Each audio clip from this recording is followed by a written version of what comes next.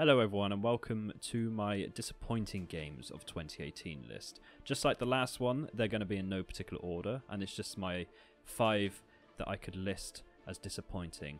I wrote a lot more on this list than I did for the best list, but because I had more to say about particular things I didn't like about them. Before you get your pitchforks and throw them from my window, it doesn't mean that I didn't enjoy the games or think they were good. I just personally found them to be disappointing or something I wasn't expecting.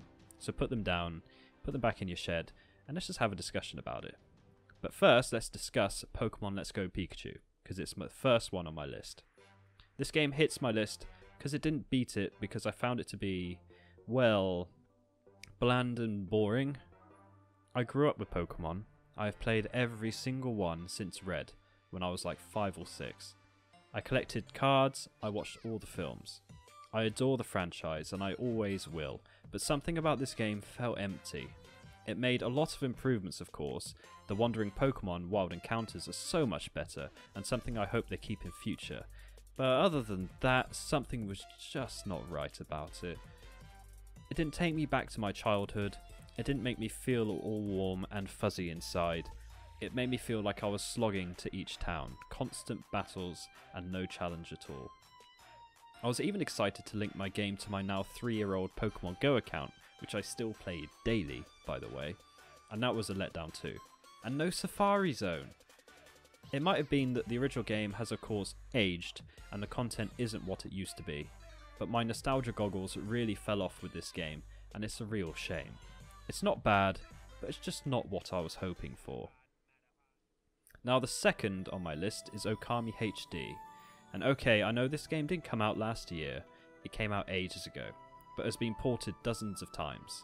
But last year was when I played it for the first time, so it counts. And my god, this game is slow. You hear about games like this through word of mouth and the internet. A hidden gem that did terribly on release, but over time gained a cult following. This game is the equivalent of Donnie Darko, a film that no one heard of when it was released, but is now a critical darling to the population. When I downloaded Okami HD on my Switch and started playing, I honestly wondered why people liked it. I'm a sucker for artistic games, and the game nails the beauty and classical Japanese art of Hokusai's Great Wave of Kanagawa. But it's very slow, methodical, and doesn't give me any drive to keep playing. Only for the art, if anything. I had real issues with the camera too.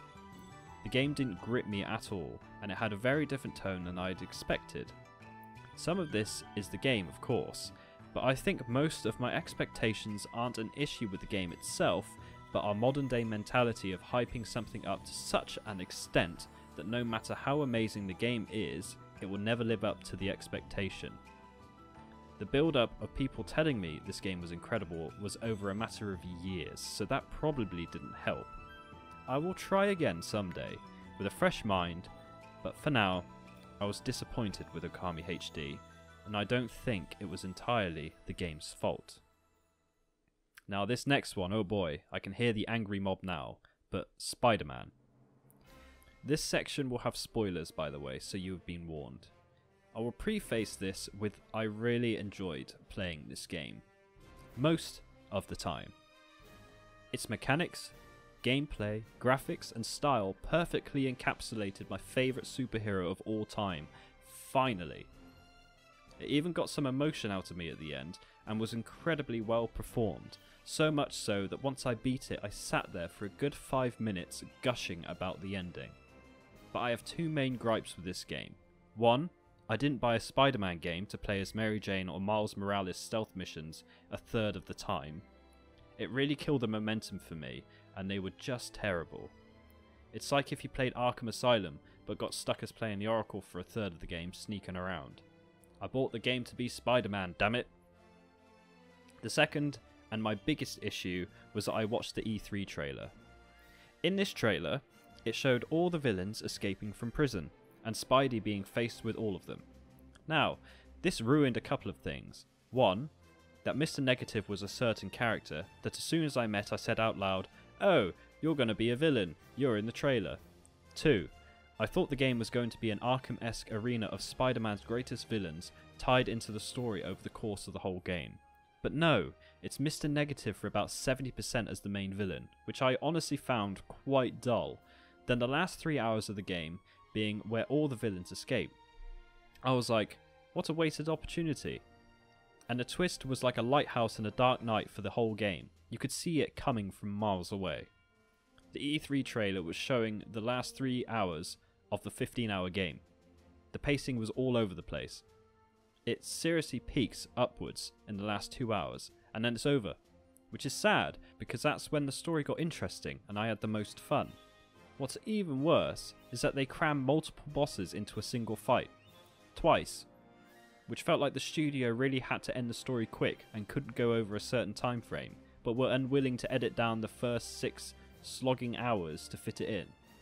So had to put 2 bosses in a fight to get the game to end faster. All the villains have escaped. Great, I get interesting boss fights now. Oh wait, no, I get 2 boss fights for 4 villains and now the game's over. I was disappointed. It's a good game, but the pacing was a killer. And watching the E3 trailer did not help me. In fact, it ruined it for me. Which is why this game is in my disappointing list. Next up is Assassin's Creed Odyssey. What a beautiful game with absolutely no substance. Don't get me wrong. It's an okay game and it's incredibly beautiful. Honestly, one of the best looking worlds I've ever played. I spent most of my time when I did play it just wandering around and looking at stuff. But it really suffered from Ubisoft game design, where the world is full of nothing interesting to explore. Pretty landscapes, but the same camps, caves and bandit hideouts over and over. I love Black Flag, but don't enjoy the sailing in this game one bit. I love Origins and its improvements to the series, but found the combat severely lacking in this one. And seriously, why can't I have a damn shield? The story was meh. The voice acting for Alexios was so bad I restarted 5 hours in as Cassandra and replayed the whole thing. And the whole Sparta versus Athens choices were pointless and didn't affect anything. I thought that I would have to choose a side and the game would split off completely different stories for both factions, but nope. You can flip-flop between the two with no consequences.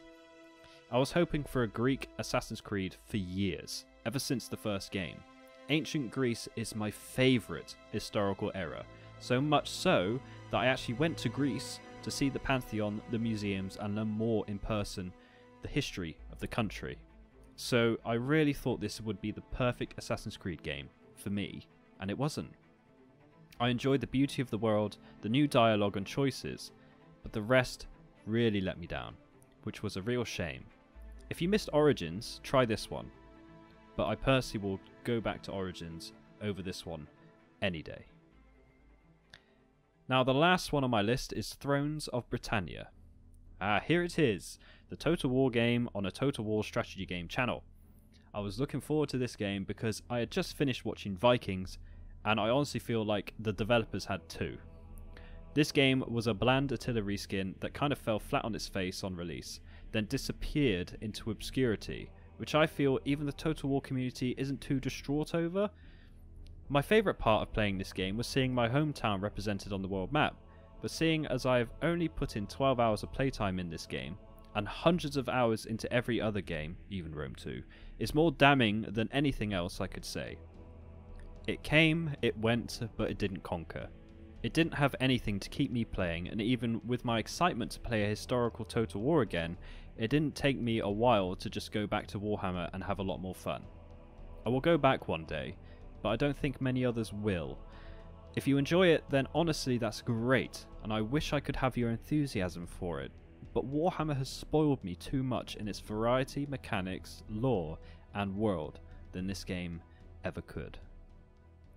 And that's my list. Please leave your personal 5 most disappointing games of 2018 list below. It will be great to read them and have a discussion about them. If you haven't watched my best games of 2018, then the link is in the description. But I hope you guys enjoyed this video, and I look forward to doing more. Thank you very much.